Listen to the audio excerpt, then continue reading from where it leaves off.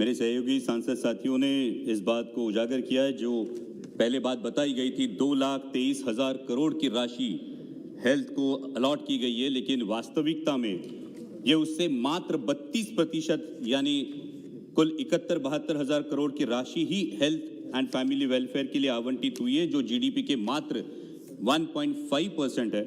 और कोरोना की महामारी में हेल्थ सिस्टम की खामियां उजागर होने के बावजूद इतनी कम राशि आवंटित होना, केवल 1.5% मिलना, ये निश्चित ही दुर्भाग्यपूर्ण है।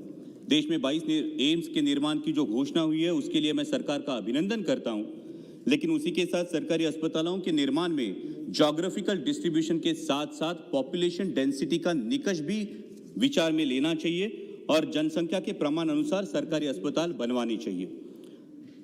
स्पीकर मैम, हमारे देश में हर साल सड़क दुर्घटना में 1.5 लाख लोगों की मौत होती है और 4.5 लाख लोग अपाहिज हो जाते हैं, और जिसमें अधिक संख्या में युवा तथा मध्यम वयीन लोग होते हैं। और हर रोड एक्सीडेंट में सबसे अहम होता है ट्रीटमेंट इन गोल्डन आवर।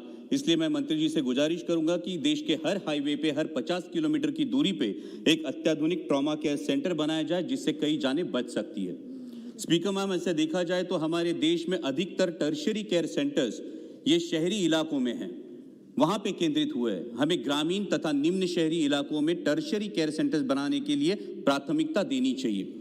आदरणीय मंत्री जी से मैं अनुरोध करूंगा कि मेरे चुनाव क्षेत्र में शिरूर लोकसभा मतदार संघ में हम प्राइवेट पब्लिक पार्टनरशिप और सीएसआर की सहायता से एक इंद्रायणी मेडिसिटी नामक प्रोजेक्ट की पहल कर रहे हैं, जिसमें 9 सुपर स्पेशलिटी अस्पताल और अत्याधुनिक डायग्नोस्टिक सेंटर्स है जो निम्न शहरी इलाके में है।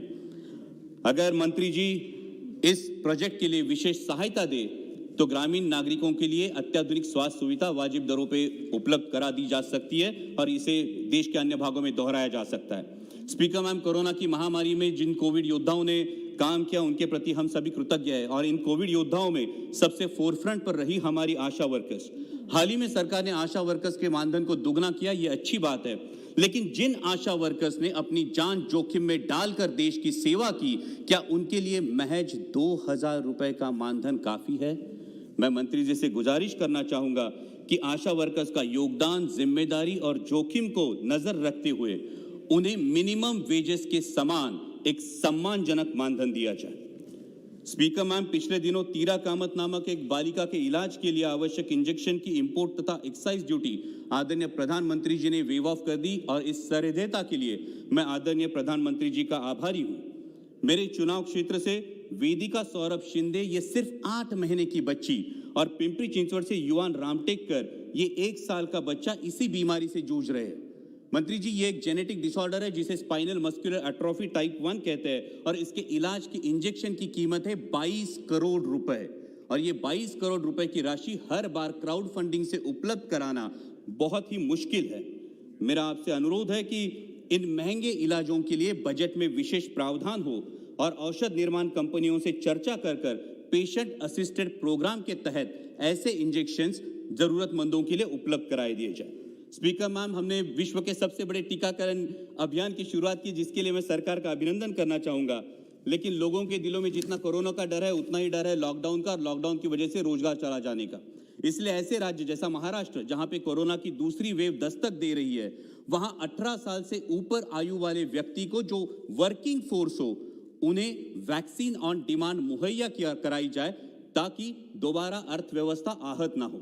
और उसी के साथ वैक्सीनेशन सेंटर्स के लिए जो कंडीशन है 100 बेडेड हॉस्पिटल्स की, ग्रामीण इलाकों में 100 बेडेड हॉस्पिटल्स अवेलेबल नहीं है, इसलिए जो 50 बेडेड डीएचसी तथा डीसीएचसी है, वहां वैक्सीनेशन सेंटर्स को मंजूरी दी जाए ताकि वैक्सीनेशन का प्रमाण और दायरा बढ़े। मौजूदा निकोशों के अनुसार स्पीकर मैम, महाराष्ट्र को अभी 3 करोड़ 54 लाख वैक्सीन डोसेस की आवश्यकता है, लेकिन अभी तक सिर्फ 65,49,000 ही डोज सप्लाई हुए हैं। हर हफ्ते की मांग के सिर्फ 25% डोज महाराष्ट्र को मिलते हैं। हम बाकी देशों को वैक्सीन भेज रहे हैं, वाहवाही बटोर रहे हैं, दूसरों की सहायता करना निश्चित ही अच्छी बात है, लेकिन हमारे छत्रपति शिवाजी महाराज ने हमें सिखाया है, ज्याचा बाले किल्ला मजबूत त्याचा गड सुरक्षित, आणि ज्याचा गड सुरक्षित त्याचाच मुलुक सुरक्षित। इसलिए मेरी मांग है कि महाराष्ट्र की जो 20 लाख डोसेस हर हफ्ते की मांग है, उसकी आपूर्ति की जाए। अध्यक्ष महोदय, सिर्फ 2 एक महत्वपूर्ण मुद्दा है जिसके लिए मैं सदन का ध्यान आकर्षित करना चाहूंगा, और वो है हेल्थ एंड एजुकेशन सेस जो 4% वसूला जाता है। और मैं मंत्री जी से अनुरोध करूंगा कि वो इस अपने भाषण में इसका ब्यौरा जरूर दे कि इस 4% हेल्थ एंड एजुकेशन सेस का जो विनियोग है वो किस प्रकार स्वास्थ्य संबंधी मामलों पर किया जाता है, ताकि देशवासियों को भी पता चले।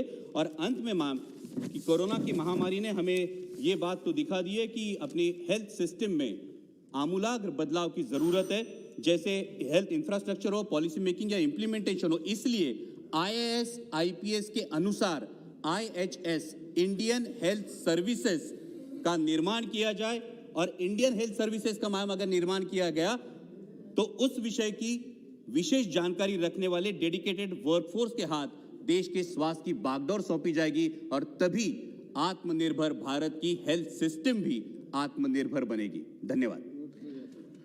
डॉक्टर ST हसनैन जी। बहुत बहुत शुक्रिया मैम।